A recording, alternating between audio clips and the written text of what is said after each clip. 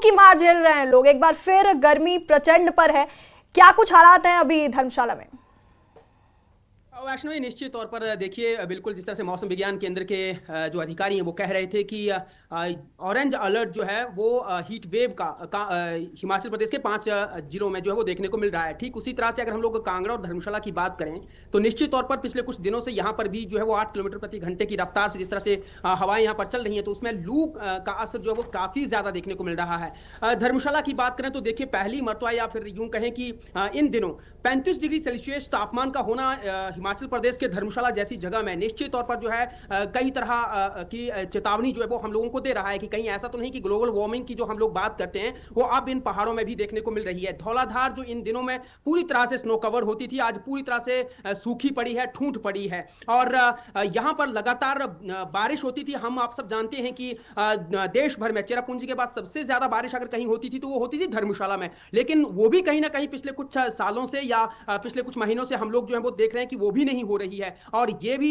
जो हुआ है वो भी बाइफिकेशन हुई है यहाँ से कि बजाय पालमपुर में अब ज्यादा बारिश जो वो होती हुई हमें नजर आती है। तो अभी भी जिस तरह से टेम्परेचर है, देखिए मेरे माथे पर जो पसीने आ रहे हैं, इससे अंदाजा लगाया जा सकता है कि अभी सुबह के वक्त अगर ये हालात हैं तो दोपहर के हालात किस तरह के होंगे। और क्योंकि मौसम विज्ञान केंद्र पहले ही कह चुका है कि 5 जिलों में तो ऑरेंज अलर्ट है, लेकिन यहाँ की अगर हम लोग बात करें तो यहाँ पर येलो अलर्ट है। लेकिन मुझे तो लगता है कि कहीं ना कहीं यहाँ भी ऑरेंज अलर्ट ही जारी करना चाहिए था, जिस तरह के हालात हमें फिलहाल यहाँ पर नजर आ रहे हैं। बात अगर हम लोग कांगड़ा, क्योंकि 5,739 वर्ग स्क्वायर किलोमीटर में ये कांगड़ा है, उसमें इंदौरा भी आता है, फतेहपुर, नूरपुर, ज्वाली, ये तमाम इलाके मन इलाके हैं, पंजाब के साथ लगते हैं और यहाँ पर सबसे ज्यादा गर्मी पड़ती है। सबसे ज्यादा गर्मी इस वक्त ऊना में पड़ रही है वैष्णवी, लेकिन एडजॉइनिंग जो डिस्ट्रिक्ट्स हैं इसके, जैसे हम लोग अगर देहरा गोपीपुर की बात करें, इंदौरा की मैंने बात करी है, वहां पर भी जो है 39 डिग्री सेल्सियस तापमान जा रहा है, 40 डिग्री सेल्सियस तापमान अभी पहुंच रहा है। तो आने वाले समय में किस तरह के हालात होंगे ये बहुत चुनौतीपूर्ण है, चिंता का विषय है। और मैं एक तस्वीर यहां से साझा करना चाह रहा था कि अगर हम लोग अपने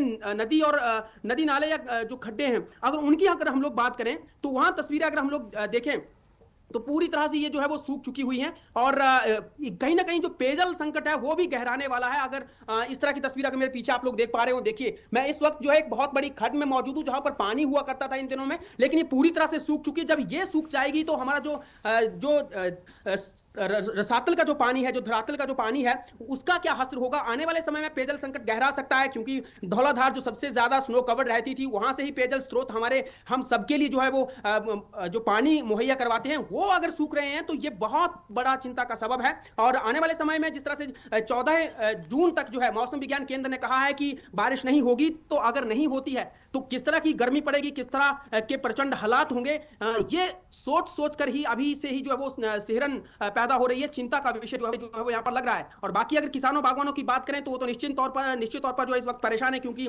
अगर उनकी कूहलों में पानी नहीं होगा तो उसकी पानी जो है खेतों तक नहीं पहुंचेगा। जब खेतों तक पानी नहीं पहुंचेगा तो फिर ना जो फसल है, जो आने वाली समय में जो हम लोगों ने फसल लेनी है, उसका क्या हासिल होगा, उसके क्या हालात होंगे, ये भी जो है कहीं ना कहीं परेशानी में डालने वाला है वैष्णवी। बिल्कुल विचित्र, बहुत ही गंभीर स्थिति यहाँ पर देखने को मिल रही है। और हम नाहन चलेंगे, सतीश हमारे सहयोगी वहाँ से हैं। सतीश, कहीं ना कहीं हिमाचल टूरिस्ट स्पॉट है, टूरिस्ट प्लेस है, प्रदेश है।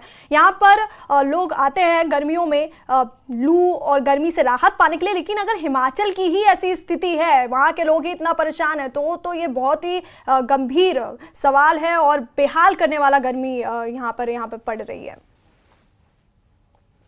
जिला की मैं बात करूं तो सिरमौर जिला का जो ऊपरी इलाका, यहाँ पर बड़ी संख्या में जो गर्मियों के समय में पर्यटक जो हो पहुंचते, चाहे पड़ोसी राज्य हरियाणा की बात करें, पंजाब की बात करें, उत्तराखंड की बात करें।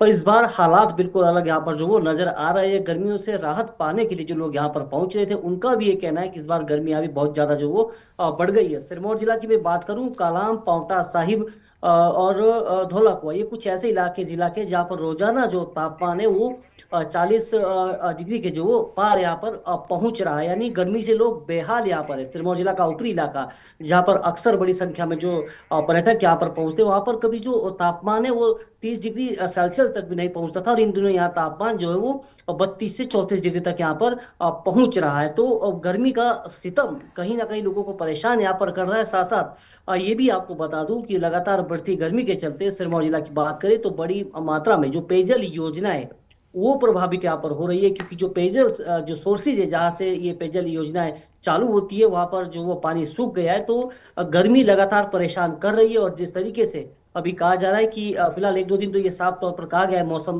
विभाग की तरफ से कि गर्मी से राहत मिलने वाली नहीं है, तो लोगों की जो परेशानी है वो लगातार यहाँ पर बढ़ती दिख रही है। जी जी सतीश और बचत रात दोनों बने रहिए हमारे साथ।